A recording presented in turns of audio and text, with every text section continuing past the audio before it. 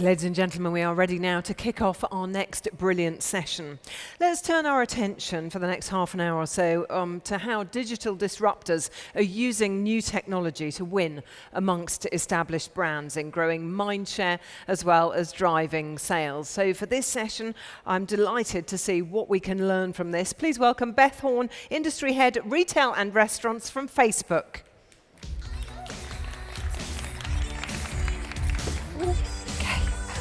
Great. It is. I think the first test is getting onto the stage without breaking one's neck. Thank you so much for having me. My name's Beth. I am a retail lifer. I started my career at Macy's.com in New York more years ago than I would care to admit, and we were in the early days of the web. And I have a really vivid memory of being there for our first $1 million sales day as a company, and the excitement that rippled through the office as we all piled into the conference room to celebrate this milestone.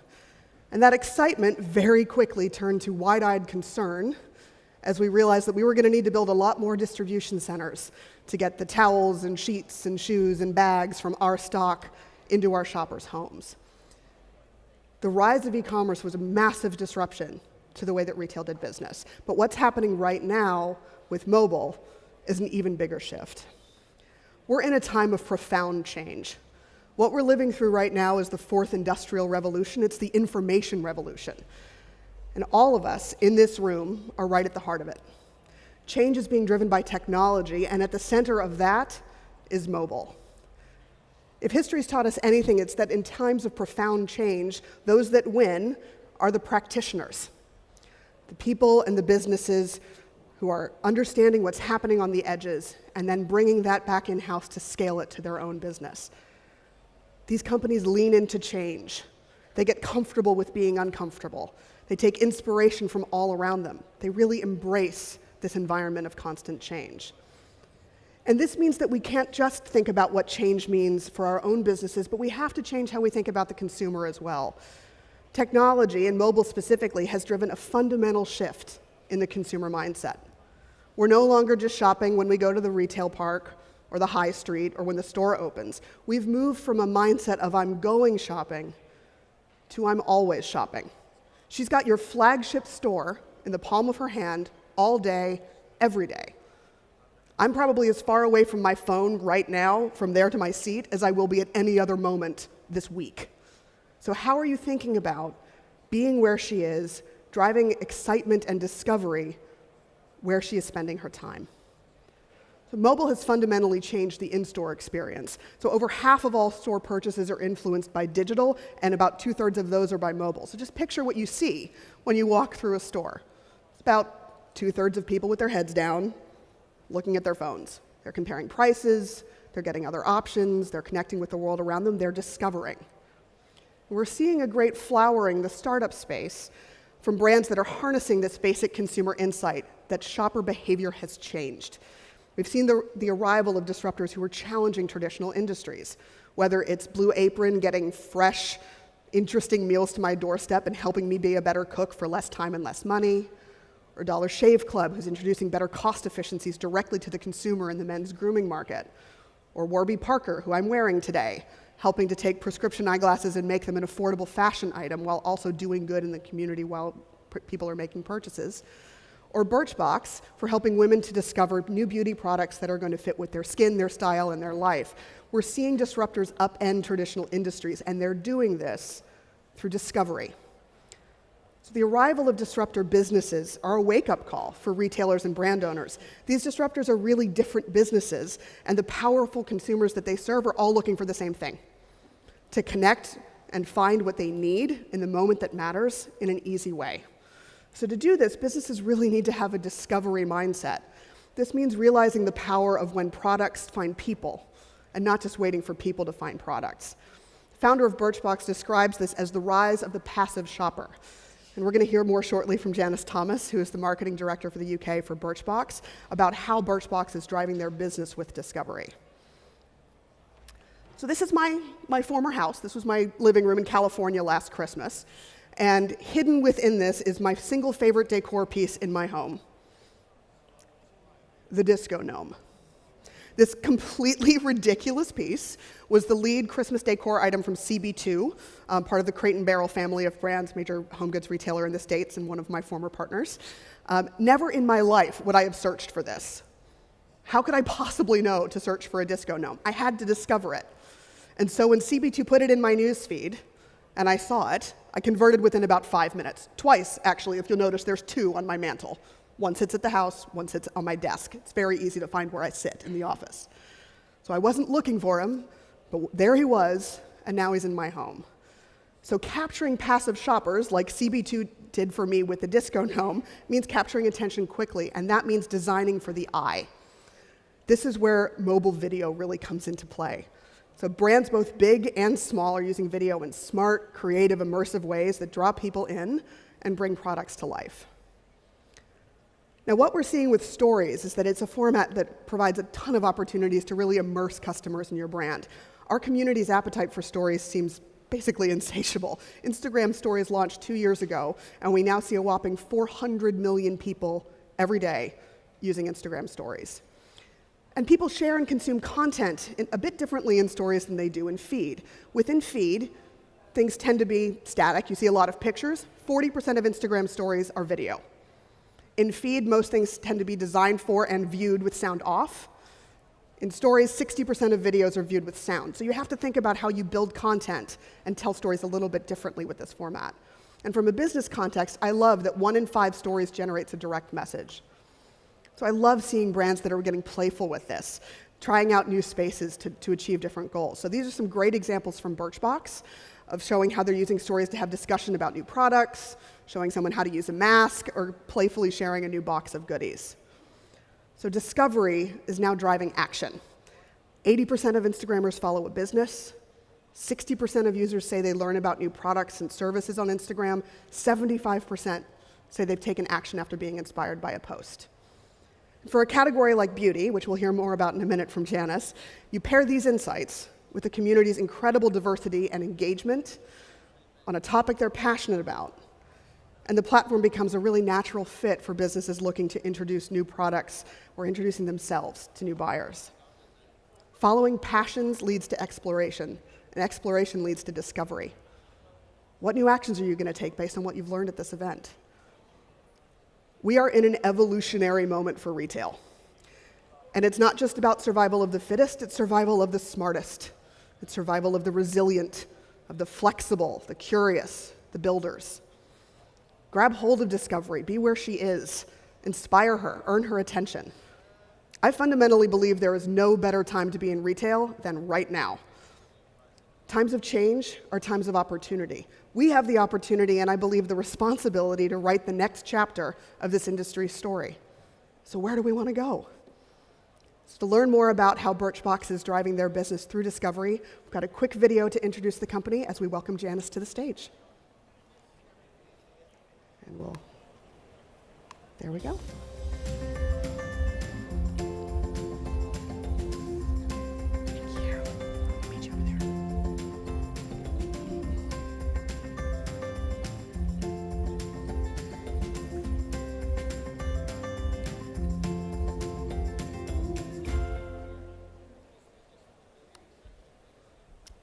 Right.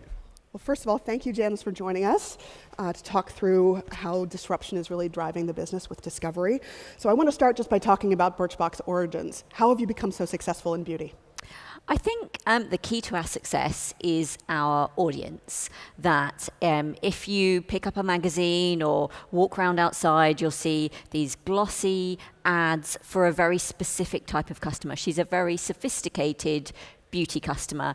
That is her primary interest. That's how she spends her time. She knows how to get Kim Kardashian's latest look. She knows about all the products and the ingredients in them and why you would pay more for this particular brand or product. She's very sophisticated. And most beauty brands and retailers in their marketing are chasing her, this sophisticated customer.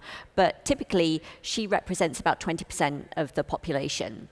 And for us, we go after a very different customer. We call her the beauty majority, that she is interested in beauty and she likes to look like the best version of herself, but it's not her whole life. She has other hobbies and career and family and those kind of things that beauty never makes it to the top of her list. She doesn't have hours on end to browse stores. She probably feels a little bit intimidated going up into those, you know, kind of big beauty halls and those kind of scary looking women, because she's not actually 100% she's not 100% sure what she actually wants to buy. So she keeps buying the same products that she's always bought.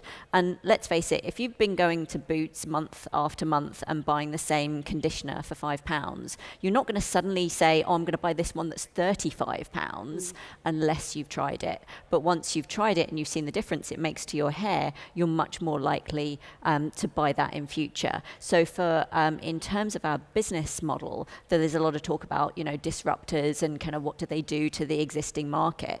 Well, Birchbox is actually a force for good, because the people who subscribe to our service then go on to spend more in the beauty sector, because they discover brands and products that they never knew that they needed, that they discover the difference why you might spend more on a quality product, because you get to experience the difference for yourself.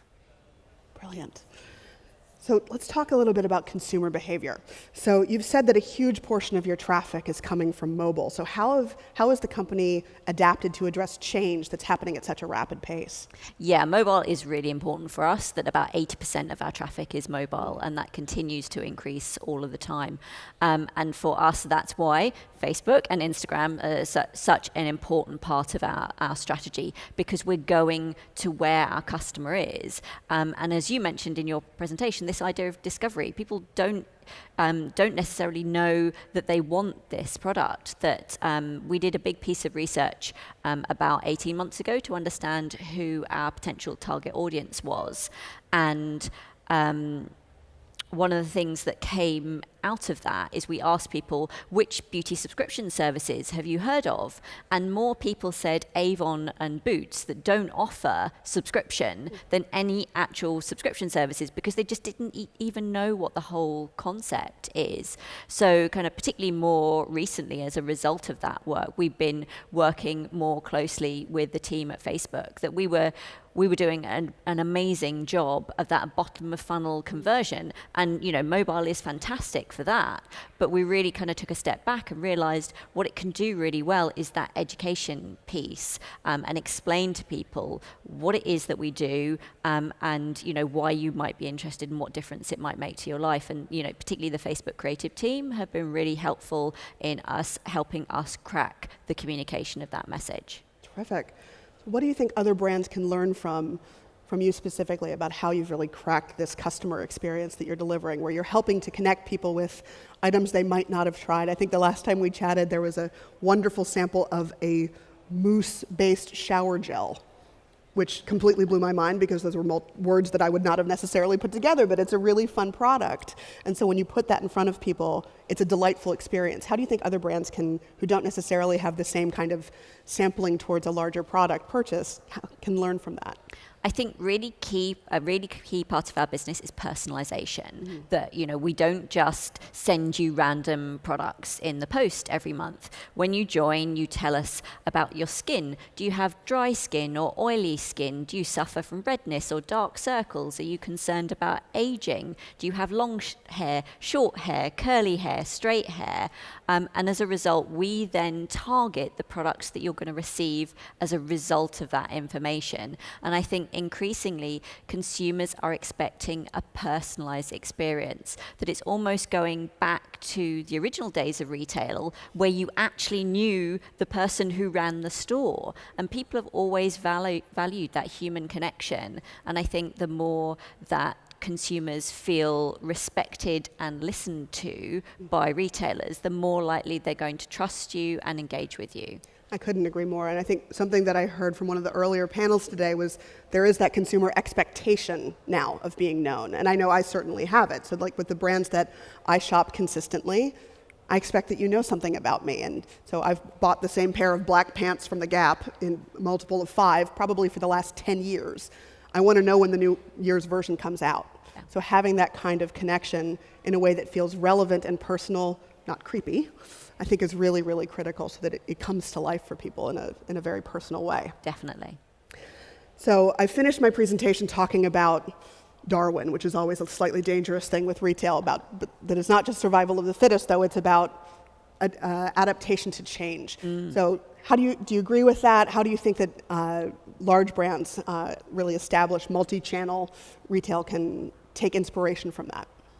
Yeah, I mean, I think from my point of view, we listen to our customers all the time, and particularly at the heart of our marketing strategy is a test and learn approach, because we have a different product every month. The box looks different, the products are in the box are different, the products we promise to you as a consumer is different. So it's almost like launching a new product every single month. So we go into that and we have a view of, we think that consumers will be interested in X, Y, and Z, but every element of our marketing strategy listens to what consumers actually respond to, and we take that and run with it, rather than saying we have a fixed marketing strategy and we are going to do X, Y, and Z. So in November last year, one of the products that we had in the box was a brush cleaner.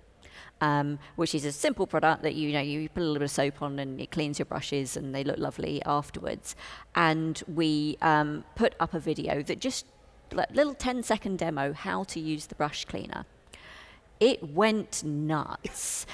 People were discussing, I've never cleaned my brushes before. I wondered what this weird plastic thing was in my box. It just went crazy. We had, I think it was about 1.2 million views across Facebook and Instagram of this video of this brush cleaner. And we would never have predicted going into the month that that was going to be a key product for acquisition. But we listened to our customers and we responded to what they were interested in, and our marketing strategy went in that direction as a result. That's fantastic. I think it gets to my next question, which is one around agility. And so from that test and learn, part of that's going to be on the content side, part of it is also going to be on the metric side, and looking through how overall performance is going. How do you maintain that kind of agility throughout the organization when the pull of the familiar, the gravitational pull of it is really strong? Well, I think the fact that we go into the month without having fixed expectations, that we'll say that we probably got 10 to 12 different things that we are going to talk about, and we think we know what they're going to be the key ones, but we're open to it. And because we work on a pure zero-based budgeting system, that everything is driven on cost per acquisition basis in terms of what we spend every month, we are constantly seeing what's working, what's not working, what's inspiring customers, what's engaging them. And from my point of view, our social channels are the number one way that we're going to find out what our customers think about this month's box. That literally as soon as they start landing in our customers' hands, we will see pictures on Instagram. They'll be telling us about which products they liked and they didn't like. And there is no way that you can get that customer feedback so quickly in any way else. And it means that we can very soon be responding, right, people love this product, that we've got a brand that we work with called Sebamed that are very good for if you've got acne or oily skin. And the response that we were getting very quickly from that type of customer who received this product and loved it, it was great. And we're like, right, let's start talking to Sebamed right now about what else they do and what else we sample, because clearly our consumers really love this and this is really what they want and we must give them more of it. I love it. And as a consumer, having that kind of reaction and conversation with a brand, it drives just so much more closeness and loyalty and brand love and all of the things that we're trying to do on a daily basis as retailers.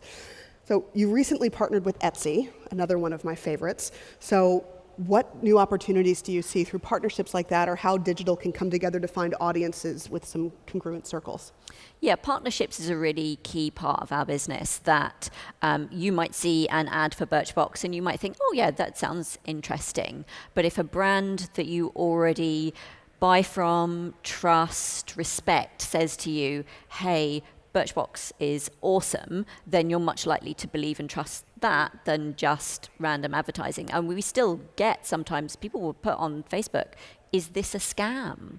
And we're like, we've got 1 million subscribers worldwide. It really isn't a scam. But that kind of trust that comes with partnerships. And Etsy's a really interesting example because we regularly ask our customers, who would you like to see us partner with? And Etsy was one that came out from customer feedback, said, we'd love to see you partner with them. So we're like, oh, great, that sounds like a really good idea. Let's do that. And we did 10 different box designs with different Etsy designers. But yeah, we're always looking at how can we meet new audiences, but also introduce that that brand and their products and their values to our customers. And we're very careful about that you can open certain packages and 1 million inserts fall out. Right. We always say that won't happen with your Birchbox, that we may have at most one thing from a third party at a time that will be very carefully curated to make sure it's something our customers are interested in and will value. We always say that we won't just take a random insert. It's got to be a special offer just for our customers. So our partners in return go into this very select environment where they're much more likely to be heard and listened to than just in a random insert somewhere.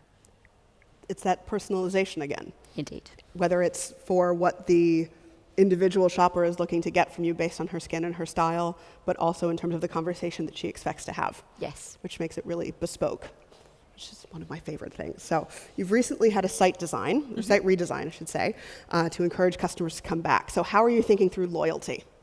Yeah, so loyalty is a really interesting idea for a subscription business because the customer is completely in control, because the subscription is turned on at the point that they join us, but they decide every month if they want to stay. And I think of loyalty, it's not about, you're not stopping people from going out the door, you're making the environment one that they don't want to leave.